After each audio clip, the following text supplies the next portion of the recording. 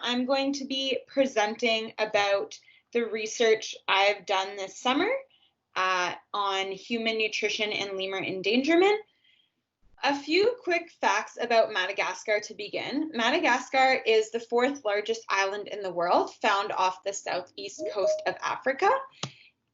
In Madagascar, malnutrition and poverty are quite large issues, as it is a developing country. For example, nearly half of the children in Madagascar are stunted, and this is a reflection of poor nutrition throughout childhood, which often has irreversible impacts.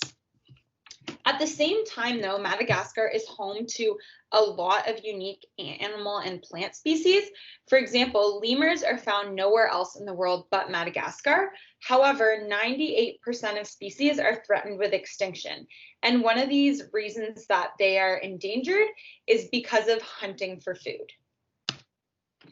So Planet Madagascar is an organization that was founded by the professor I'm working with, Dr. Steffens, and he founded this after conducting research in 3 rural communities in Madagascar. And it's a conservation and development organization that designs projects to assist these communities. And one of these projects was a household survey that was conducted in 2014, 2017, and 2018. And the survey had a variety of questions that all were centered around a One Health approach. So for example, there were questions about human nutrition, questions about human hunting of lemurs and people's attitudes towards the conservation of lemurs.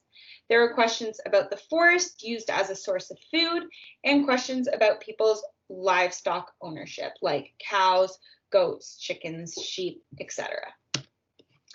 So the point of this household survey was to understand how residents felt about protecting lemurs in the forest, and if that was something they valued, and why or why not. And Planet Madagascar's goal with this survey was to figure out how they could best assist these 3 rural communities with development projects in the way that the community members wanted help. However, it wasn't quite as simple as just developing the questions and going and knocking on people's doors. After they were developed, they had to go through a cultural anthropologist who made some modifications to ensure that they were appropriate for the context of these communities and respected their culture. Then the questions had to go through the in-country director of Planet Madagascar, who translated them to Malagasy, the local language. Then these questions had to be approved by park officials because these 3 communities are either in national parks or very close by. After that, the community leaders had to give permission for the surveys to be run in these communities, and these leaders are just sort of represent the village as a whole. And finally, at the very end, residents actually had to give verbal consent to participate in these surveys. So as you can see, it was quite a long process from when the questions were first developed to actually getting them asked in Madagascar. So what I've done is I've taken a look at these survey questions, and I've developed my own research questions on what I'm hoping to get out of this. The first of which is, what is the relationship between livestock animal ownership and incidence of illness? And in this case, my hypothesis is that as livestock ownership increases, the source of food for a family increases, or a source of income if they're selling those animals. As a result, nutrition-related illness is likely to decrease because the family is getting more nutrients from consuming that animal, or selling, or the additional food they can buy from selling that animal, and therefore they're less likely to get sick. Another research question I'm interested in is the relationship between non-timber forest product consumption and incidence of illness. Non-timber forest products are anything from the forest other than logging wood for timber, so any foods or things that are sold for clothing, etc. So my first hypothesis is that as forest product consumption increases, incidence of illness will decrease. The reason for this being if a person is gaining more food from the forest and they have more calories and better diversity of food available, that they're less likely to get sick. However, I have a second hypothesis that as forest product consumption increases, incidence of illness will also increase. And my thought process behind this is that as individuals go into the forest, they're all often expending a lot of time and energy. And optimal foraging theory is something that explains how when you spend more time looking for food, you have to have enough energy derived from that food to make your activity worth it. As well, there are additional challenges of gaining food from the forest, such as zoonotic transfer of wild bushmeat to humans, or potentially poisonous plants, and lack of safe food handling within the forest that would increase incidence of illness. So to answer these questions, I'm going to be looking at the survey data. But first, I had to organize all of this data from 2014, 2017, and 2018. And the reality of that was that it was very messy. For example, these next few pictures show how some identifications were missing, how sometimes the surveyors noted that they had multiple people with the same identification number. Here, sometimes they had community members that didn't want to finish the survey. And in this last graphic, you can see question 13B is supposed to be a yes or no question, but you can see that respondents actually answered a variety of answers that weren't even provided on the survey. Another challenge I encountered was identifying respondents. So across each year, the individuals were assigned different IDs, which made it quite difficult to cross-reference who was who and if someone was surveyed across multiple years. Additionally, everyone in these communities is illiterate, and so the surveyors were the ones writing down people's names, which meant there was a wide variation in spelling. Some people gave last names, some people don't have last names, and some people gave nicknames. So as you can see, this individual was very hard to match. Additionally, age isn't a very well grasped concept among these communities in Madagascar. So as you can see, this individual reports to be 50 years old in 2017, and 2018, they report to be 60 years old. And as well, there are things like transcription and translation errors, such as this individual reporting or it being recorded that they were a male in 2017. Another challenge was with the questions themselves. For example, this one asks, how many cups of rice do you cook per day during the harvesting or lean season? Now, some of the problems I encountered was that in 2018, individuals answered with the actual option 1, 2, or 3. However, in the other 2 years, they answered with the actual number of cups of rice. So 0 cups, 2.5 cups, 15. And that made it really hard for me to look at these questions across the different years because they were quite different. Additionally, a standard cup isn't exactly the 250 milliliters that you might think of in Canada when you think of a cup. In Madagascar, they very often use these tins shown in this image, which is an empty sweetened condensed milk tin. And that poses challenges when you're trying to calculate the nutritional content of that amount of food because it can vary across different food markets and communities in Madagascar. Additionally, this question asks how many cups of rice are cooked. Now, that doesn't necessarily mean that the person is eating those cups of rice. We also don't know if the individual answering is the one eating all of it, if they're sharing it with their family members, if there's an equal distribution of food across the household, and if they're eating that rice with anything else, or if the rice is a high quality or not. So my takeaway so far is that One Health data can be quite complex to gather just because it's so broad. However, I've really gained an appreciation of how important it is because originally I used to think of nutrition as a very isolated discipline, but as I've been going through this survey data, I've really realized that it's so intertwined with animal, human, and environmental health. You can't look at human nutrition in these communities in Madagascar without considering how they could gain extra diseases from zoonotic transfer of owning livestock, or how their attitudes towards conserving the forest affect how much food they gain from the forest, and whether or not they hunt lemurs and how that affects lemur endangerment. So that's something that I've taken away so far. And my next steps are to analyze this data to answer my research questions. So some of the initial findings that I've gathered from this survey are whether or not people have eaten lemurs before. And it shows that many people haven't, although we know from anecdotal evidence and from people living in Madagascar that this isn't quite the reality. More people tend to hunt lemurs but don't report it. The use of the forest, we can see that these communities are extremely reliant on the forest, which has implications for their nutrition and the food that they gain outside of their typical rice and beans diet, as well as how many zebu they own. Zebu is a type of cow in Madagascar, and as you can see, many people don't own any zebu, which could impose challenges for nutrition and gaining additional income. And so what I'm going to do is look through these questions as well as many more to try and answer my research questions, because I've just spent the past couple of months organizing all this data. So that's where I'm at so far. If you guys have any questions, I'd be really happy to answer them. And if not, if you'd like a couple discussion points, these are some things on this slide that you can feel free to go off of.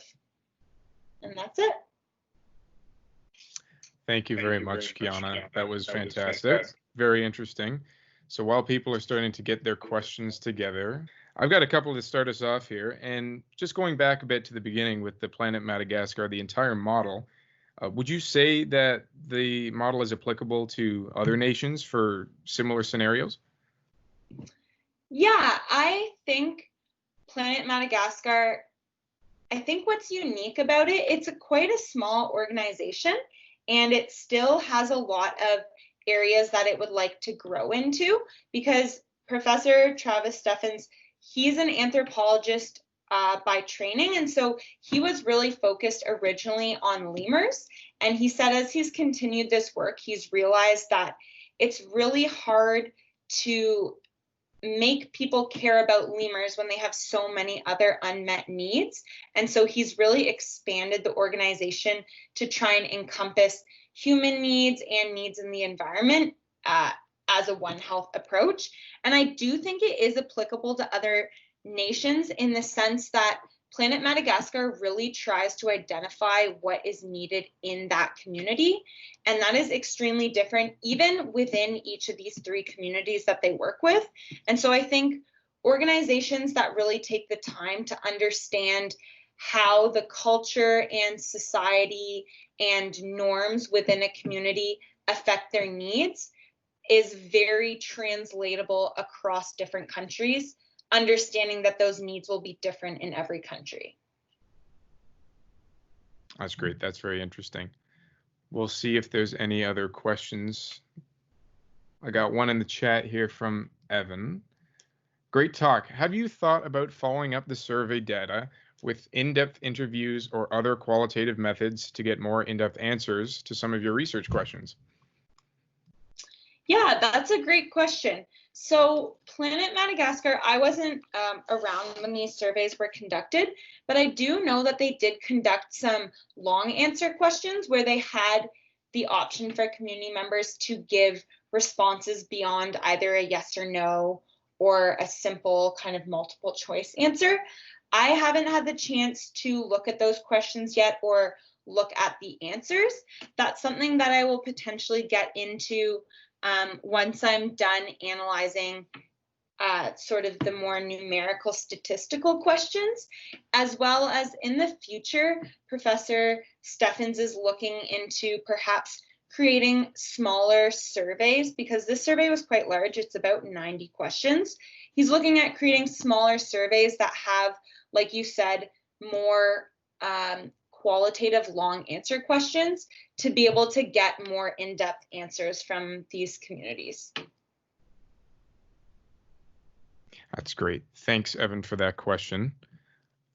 I'll jump in with another one, just a quick one, classic type of question. What is your favorite part of your work so far? Ooh. I think it's been, I think it's actually been really interesting to organize this data. It's been extremely tedious, and I really underestimated how long it would take. I thought it would take me like a couple weeks to sort out an Excel file. And little did I know it would take me almost 2 months, because there were so many little discrepancies in the questions were asked even a little bit differently across every year. And so that was very tedious, but I actually found it really fascinating because I would keep having to check in with Professor Steffens to ask him, why didn't community members want to answer this question? Why do many of them report they don't hunt lemurs when you living and working there could see that they did? And so I've really appreciated so far being able to learn virtually from my home about these communities in Madagascar, even though it's not the same as being there. I feel like after going through this data, I have a much better understanding of their lives and their culture. Yeah, I know the feeling of working with a very painful data set, believe me. I've got another question in the chat from Stephanie. She says, I'm curious as to what you think the practical implications of this research project might be. That's a great question. So originally, myself and another URA student were actually supposed to be going to Madagascar this summer with Professor Steffens, and we were going to be working on two projects. The first was helping do another survey for this year, so the same survey for 2020, and another one was going to be tracking lemur occurrence within these communities to try and understand where the lemurs were most abundant and not, and determine if that had anything to do with human nutrition.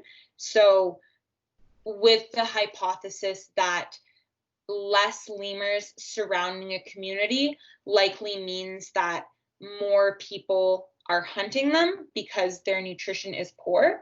So we obviously aren't in Madagascar right now, but hoping in the future to be able to travel there potentially in a subsequent summer. And since I didn't go this summer, one of the ideas is that I would be able to develop sort of my own little research project that's more focused on nutrition. So perhaps a survey that's more focused on food and food consumption, or even some sort of trial way of collecting data about what these community members eat to be able to understand exactly where they're getting their nutrients and where they feel like they could use assistance to help improve their nutrition outcomes. So not exactly sure, but hoping to do something in the future that is focused around nutrition in these communities. That's fascinating. Thanks again, Stephanie, for that question. I'm curious here just for a second. You've got on the right side of that last slide there, as an NGO, what do you prioritize? You've got those options there. Would you like to start us off on maybe a little discussion on that? Sure. So the reason I asked this question is because when I was chatting with Professor Steffens about his organization, like I mentioned, he originally started it because he's really passionate about lemurs and about conserving them as an endangered species. But then he recognized that people in these communities don't exactly share the same views as him because he felt that he brought some Western-centric views when he was doing his research, and began to understand that community members feel slightly differently, and the best way to get them involved in improving their livelihood and their nutrition and improving the forest that they live in and that is surrounded by them is to undertake projects that address what they think are the greatest challenges. And so, in my opinion, I think the best way to approach these communities specifically is to first focus on human health, because I think when the individuals in these communities feel that their needs are met, there are spillover effects because of the connections through One Health to lemurs and forest conservation. But I do feel that I'm a bit biased because I'm studying nutrition, so that's always my focus. And I'm curious if anyone else thinks that approaching it from a different angle would yield the greatest outcomes. So would anyone like to jump in? Does anyone think that there's a best way to approach One Health when developing projects like this? Don't be shy, folks. I mean, myself personally, I would say it's kind of something like you said. It needs to be looked at from multiple angles, and there might be inherent bias depending on what your study is for yourself, right? I'm gonna let Evan go ahead. Awesome, thanks. Yeah, I just wanted to bring in a little bit of my experience working in Rwanda. So anyway, I'm a fourth-year vet student at Tufts University. One of the North American continent reps for ISOHA, if any of you guys are aware of that organization. But yeah, so anyway, in Rwanda, there's this really cool sort of model of what you're talking about with the mountain gorillas, where in a lot of the sort of parks where the gorillas live, NGOs and other institutions have emphasized the sort of public health aspect of the people who live in the surrounding areas. And of course, it's slightly different with mountain gorillas because, of course, we can pass diseases back and forth directly. In fact, a lot of those parks are closed right now because people are worried about the gorillas getting COVID, which is kind of an interesting concept. But I think there's been a lot of focus on improving sort of livelihoods and health of the people in and around those parks. And it basically means that those people value the mountain gorillas and sort of the conservation efforts. So I just wanted to sort of agree with you completely that by improving, the livelihoods and health of people, we're actually able to achieve these conservation goals. So to me, it's just like completely tied together, and there's some really interesting models of how it's worked. Thanks, Evan. Is there anything specifically in Rwanda in terms of human health? Like when you say that, do you mean nutrition specifically, or what areas of health do you think they focus on that benefit the gorillas simultaneously the most? Yeah, I would just say it's so like vaccination services. Obviously, I think the focus is a little bit more on infectious disease, but I also I'm increasingly think of One Health as sort of like improved governance in terms of nutrition and livelihoods and sort of everything that people rely on so that they can have good health. And so I think just like increasing economic opportunities, all these things that we take for granted, those all kind of tie into health as well. But I think specifically the sort of gorilla doctor's approach, at least when it started, it really focused on vaccination and sort of primary care services as a way to keep the people who are interacting the most with the gorillas healthy. But now is sort of expanded into more economic opportunities and hiring people and sort of the model of ecotourism that can help everyone out. But yeah. Cool. That's really interesting. I never really considered that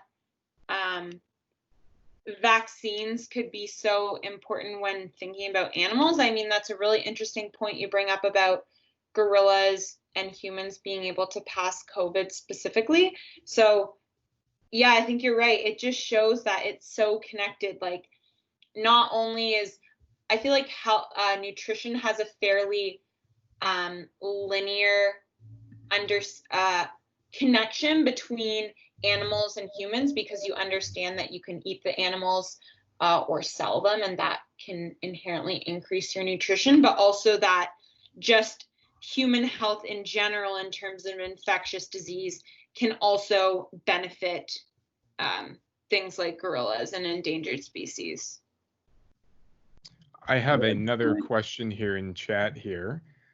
Thanks for an interesting talk. I just want to ask if this was a purposive sampling approach, and if yes, how do you factor in the inherent bias when analyzing or interpreting your results? So I'm not exactly sure how this data was collected like all the details of it because I wasn't there, and I haven't started writing the methods for a paper that I'm hoping to come out of this. What I do know about how this data was collected was they essentially would survey any member in that community that was willing and above 18. Now, I do know that they encountered some challenges.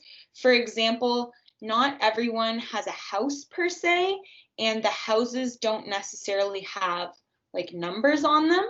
So sometimes the surveyors had challenges identifying who lived in what household. And so if they were asking one person from each household, or sometimes individuals would be out in the rice fields working all day, or they would be out in the forest hunting, and so they couldn't survey those individuals, or they had to come back. So I do believe that they tried to survey as many people as possible and as many people that were willing, but unfortunately I don't have exact details on that. Sorry about that.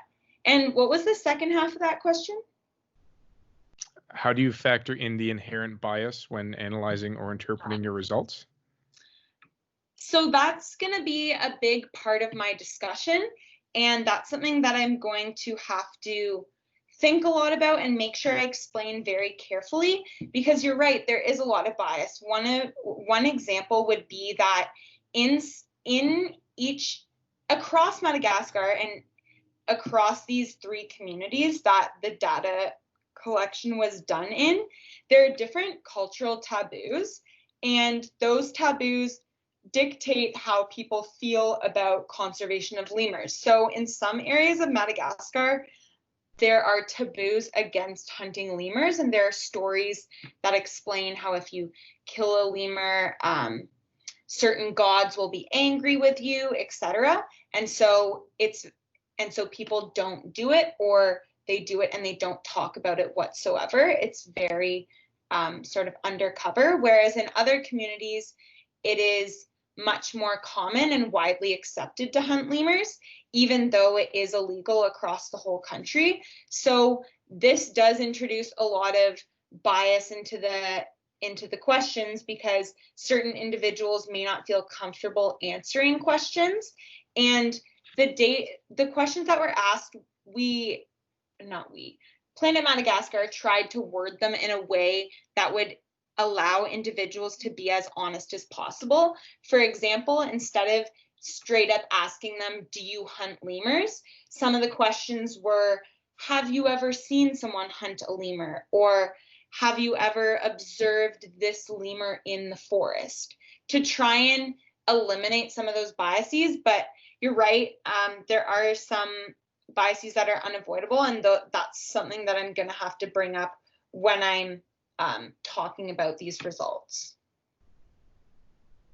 Wonderful. Well, thank you so much again, Kiana. Thank you everyone for your questions as well. Also, thank you, Evan. He posted that link for the Rwanda model in the chat if anyone's interested. Thanks for everyone for attending. Have a great rest of your day and take care. Thank you.